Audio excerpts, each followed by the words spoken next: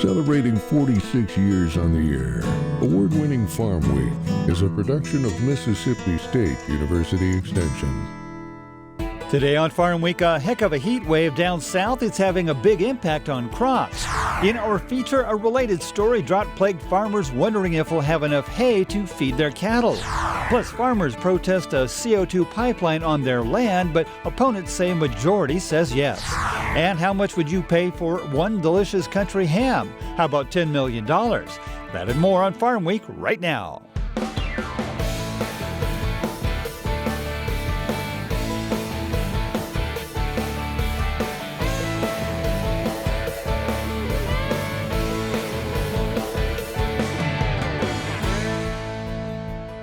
Hello everyone, I'm Zach Ashmore. And I'm Mike Russell. Great to have you with us here again on Farm Week. The heat is still on in much of the country and it's having a stifling impact.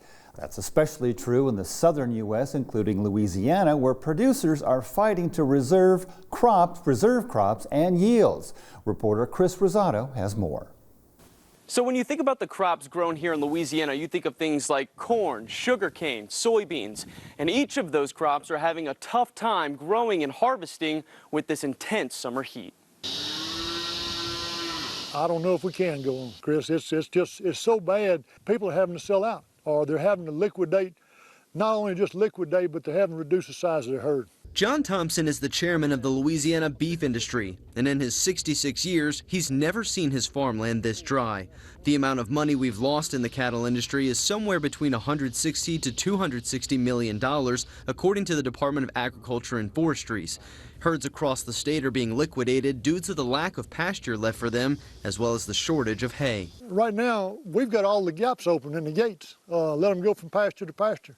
They're scrapping for everything they can get right now. Louisiana is also on the verge of its second rice crop, and concerns of rice as well as soybeans and sugarcane not getting enough water are growing as the drought continues. What can happen without adequate rainfall, you will have a lower yield. Now, once we start harvesting, we will know what that will be.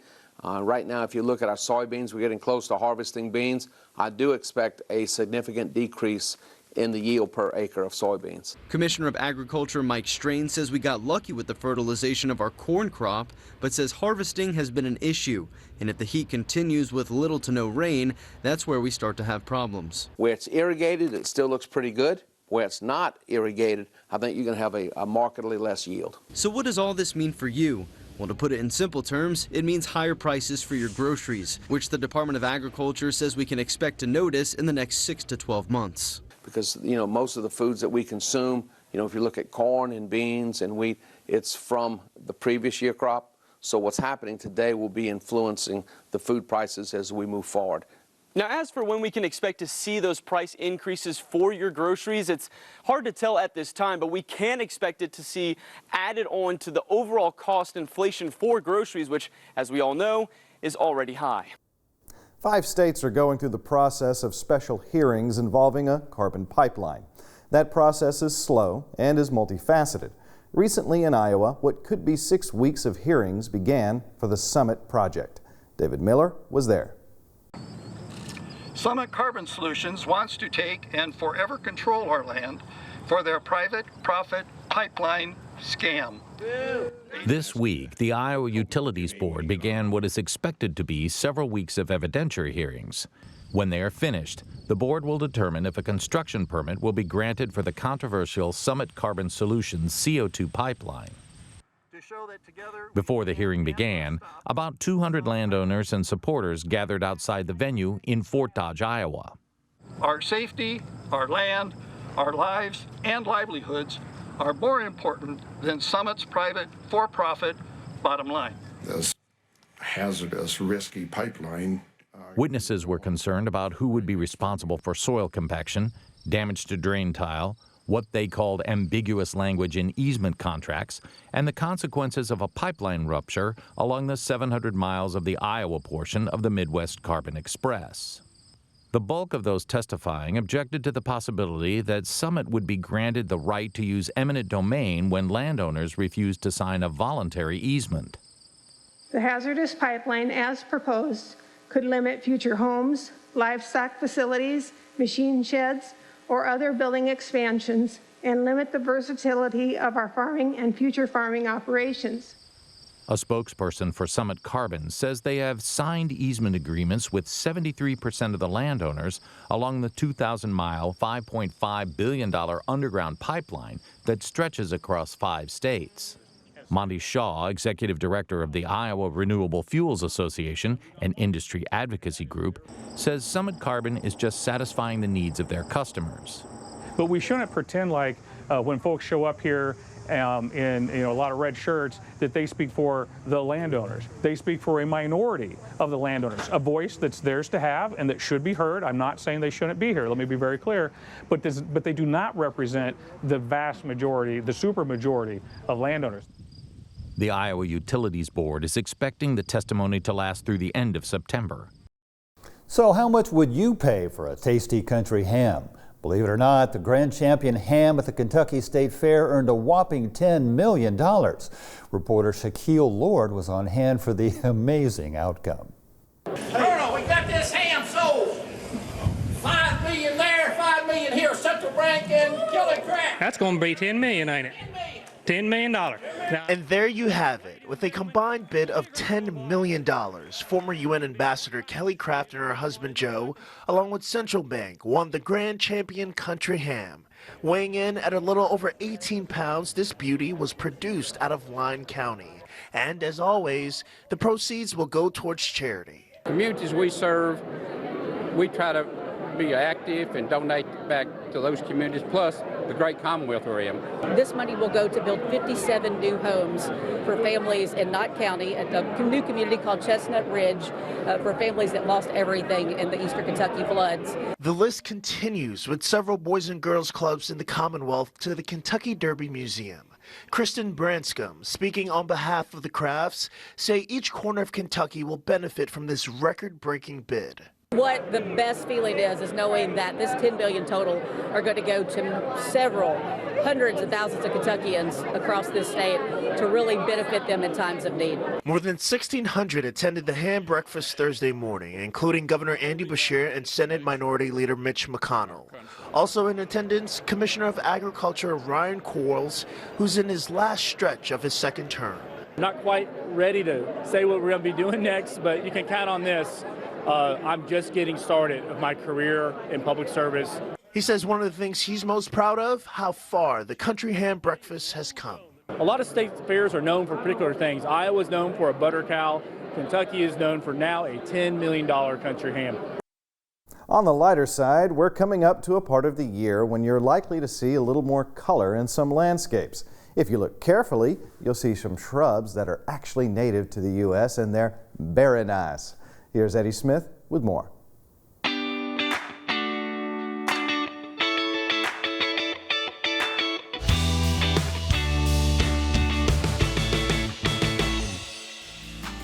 More gardeners than ever are interested in having native plants in their landscapes.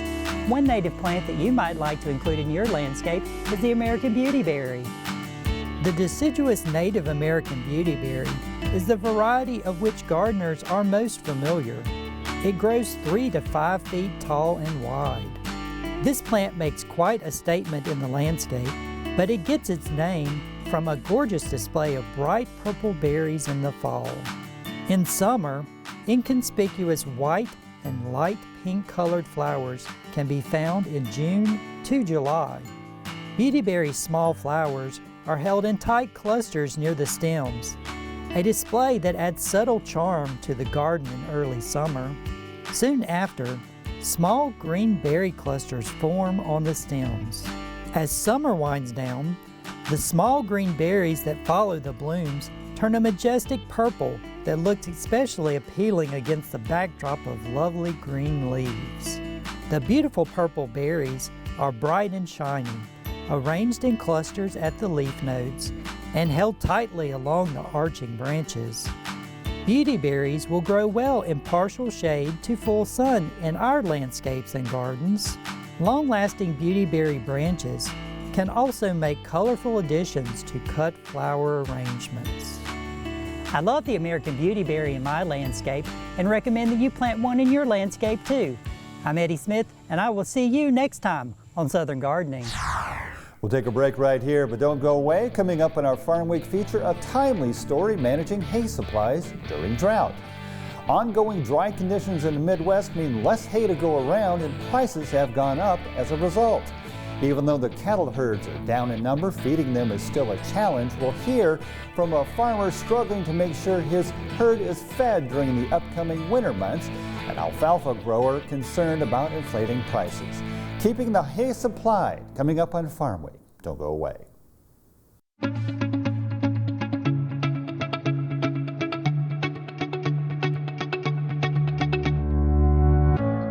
I believe in people and their hopes, their aspirations and their faith, and their right to make their own plans and arrive at their own decisions, and their ability and power to enlarge their lives and plan for the happiness of those they love.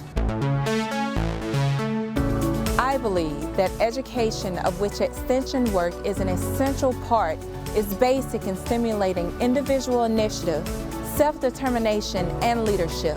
That these are the keys to democracy, and that people, when given facts they understand, will act not only in their self-interest, but also in the interest of society. Because I believe these things, I am an extension professional.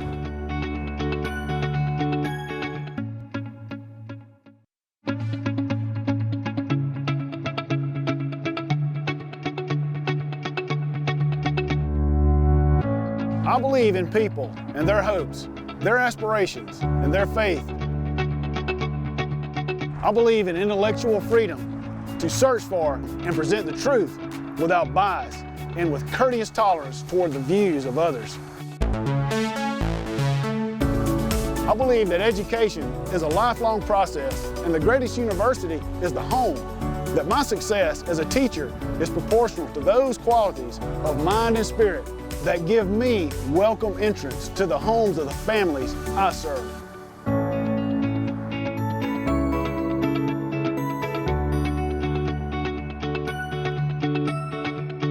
Because I believe these things, I am an extension professional.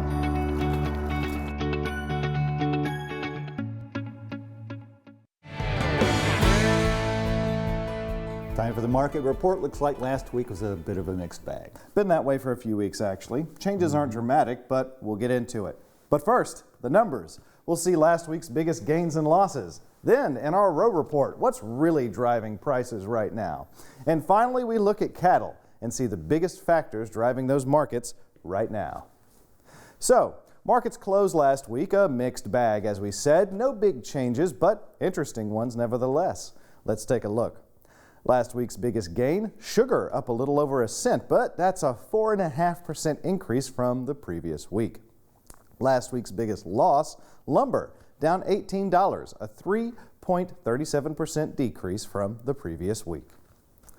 This week in our row report, the ongoing story is weather and its effects on crop yields. You think that would cause prices to go up, yet stocks remain steady and demand not high enough to warrant a rise, yet.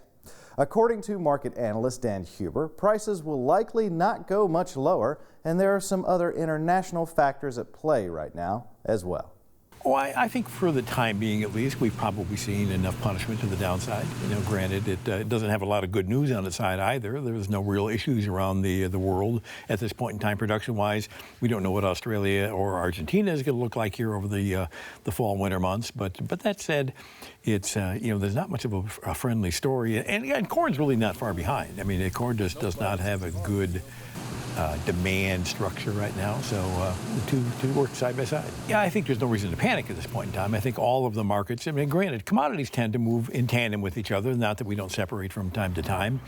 Beans especially look like they have a little potential to rally here right now. And again, we don't know what these yield numbers are going to come in, but boy, if you ended up trimming a bushel off of the nationwide bean yield right now, it would put some life into the bean market, and I think that's going to support corn, which in turn is probably going to support wheat. Runaway rallies, certainly not, but at least better opportunities to sell than we have today. You know, I don't know if I want to say I necessarily like what's going on in the bean market per se. But that said, I think a bushel or two in corn doesn't really make a huge change within that supply and demand balance. A bushel in beans makes a huge difference, and I think there's just enough concern about what happened on these last 2 to 3 weeks when they really should have been filling pods. Some of the farmers I've talked to in Illinois even say, boy, the plants look phenomenal. They're tall, they're bushy, but they're just not the pods there. So unless we saw some really late fill, you're probably looking at average bean yields even for some of the best bean fields out there. So, the Chinese consumer just as a whole seems to be spending less. And I think, when you talk about deflation already in China, and how can you have deflation when we've seen prices escalate for everything from fuel to housing or whatever the case may be. But I think, and you have a nation there, not only are they spending less, demographically, that country is truly a mess. It's an aging population, and speaking from experience, when you get older, you tend to spend less, you tend to eat a little less. So it's your priorities shift along that same area, and boy, that population is aging dramatically. So it's and again, if you don't have the young people up, the people with truly with the appetite for everything, not just food, but for goods and clothing and you name it, it tends to be pretty harmful to the economy. Moving on to livestock, we take a look at live cattle. As we've reported, herds down and the price of live cattle up as a result. However, now prices going down, and the reason seems to be less demand as we get into fall. Once again, Dan Huber gives us the details, and they start with a question. Is it a weather market, or are the packers slowing down the line? It may be a combination of both, but certainly, the hot weather of the last week has slowed down gains. So maybe we're having a little less tonnage potentially over the market here in the next few weeks. That said, what a phenomenal year in the cattle market. But we have just reached that point where I think the consumer, particularly as you move into the fall, when we tend to cook outside less, a little less appetite for some hamburger there, and we look at the price discrepancy between beef against pork, against poultry. You can see this demand really start to wane pretty rapidly in the beef market. Even with lower feed grains, it's going to be pretty difficult to sustain any higher prices on that feeder market right now. So yeah, I think when you look at the beef trade as a whole, the beef industry as a whole, it's probably not a time to be a real bull. When it comes to corn usage, certainly I would say it's for the next 30 days, 45 days would not hurt to have some coverage on for the upside. If you're looking over at the meal side of it, I keep hearing, granted the meal market performed extremely well here this week, but you keep hearing stories that meal is actually backing up the plants. It's the hot weather not only affects the appetite for the animals, hogs and cattle both, but it also messes around with the crushes a little bit as well. So I guess I wouldn't be overly aggressive on the meal, but same token, it doesn't hurt to have the next 30-day coverage on anyway. And that's it for a deeper look into the markets. Looks like weather's still the big issue making waves right now, but for how much longer? We'll have to see. Mike? Thanks, Zach. With all the heat we've seen, the market for hay to feed hungry animals is becoming tighter. Animal producers usually have a range of prices to pick from, but as farmers and ranchers plan for the rest of the season, they're facing some harder choices. Colleen Bradford-Krantz has that story. When Southeast Nebraska rancher Paul Johnson hauls water in the July heat to cattle whose pond-supplied tanks have run dry, he's often thinking about winter.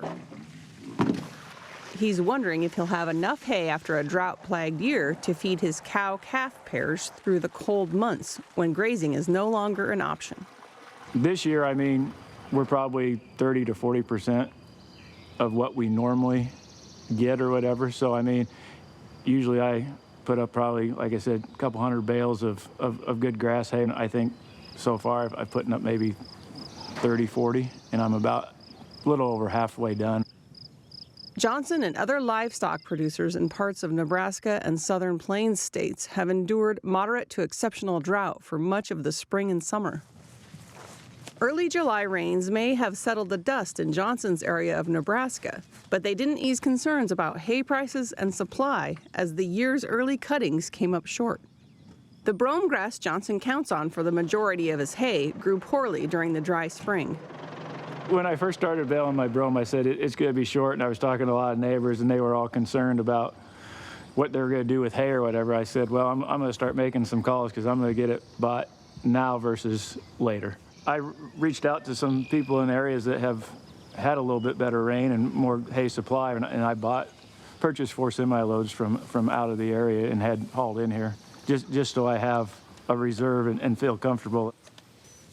Johnson thought the $175 he paid per ton for the Missouri grass hay was fair, considering many in his local area were selling similar hay for $260 a ton.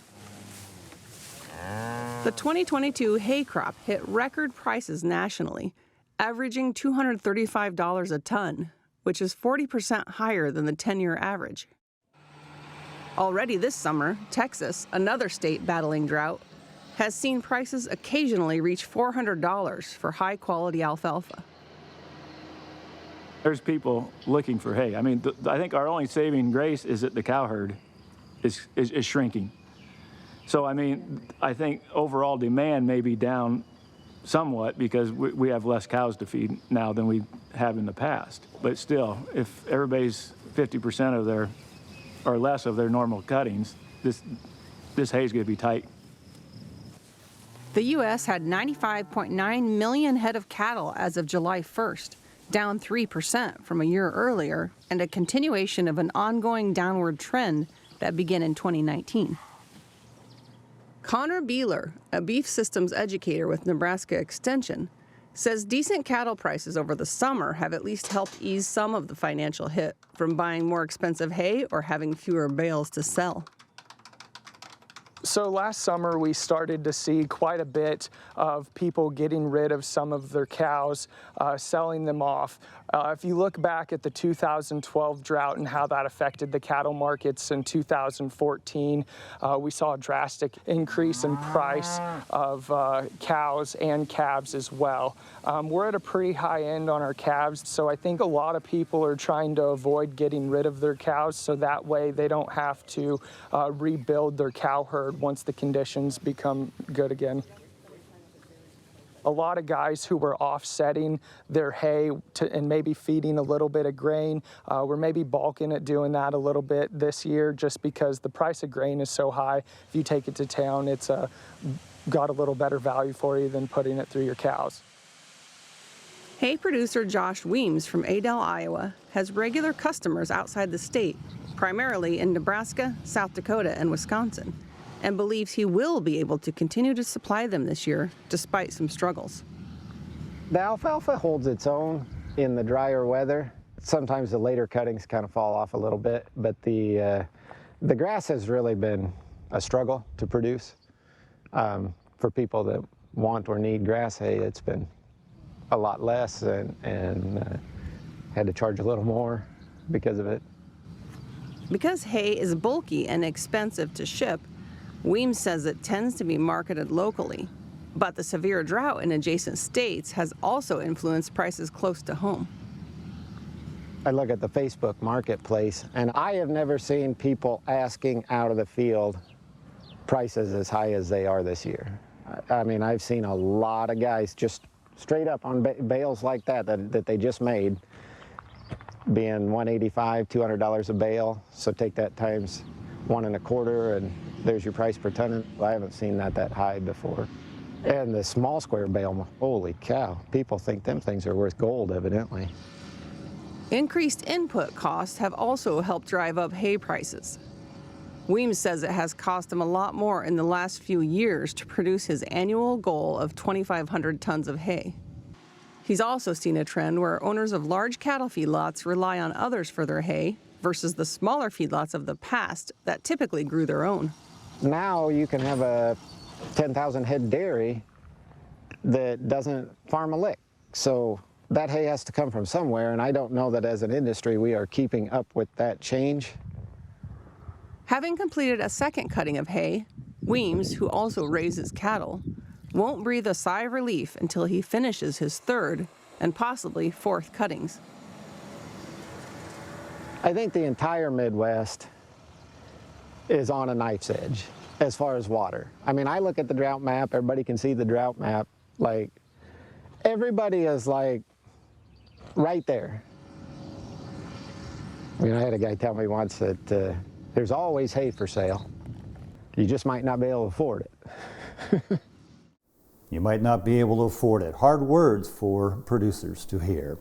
Well, next time on Farm Week, a special episode of Extension Matters. It's a family affair. We meet Jacob Turner, a lifelong 4-H'er in Greenville, Mississippi, who's carrying on his family's 4-H legacy. He shares all about the opportunities this youth organization can provide while teaching students valuable life skills and how to make the best better. Learn how he's making an impact on his community and demonstrating just how much Extension matters. That's next time on Farm Week. Before we go, I thought I'd share with you a little project my son Brian and I worked on recently, a Lego tractor and trailer. Had a lot of fun putting this one together, and as you can tell, this one is fully articulated thanks to the very smart people at Lego. And thanks to Farm Week's Jonah Holland, we have a little more close-up video for you. Thank you, Jonah, very creative. This project was about 400 Lego pieces all together, including some of the smaller pieces and the stickers that came with it. It was intriguing to put together, and I'd say it took the two of us about 2 hours to whip this tractor into shape. Some of the detail is really amazing. We had a lot of fun working on this one. I'm sure we'll wind up doing another one before much longer. Remember, if you missed a story, look for past episodes of Farm Week on our website at farmweek.tv. And don't forget to follow us on Facebook, Twitter, and YouTube as well. See you next week. Thanks for watching.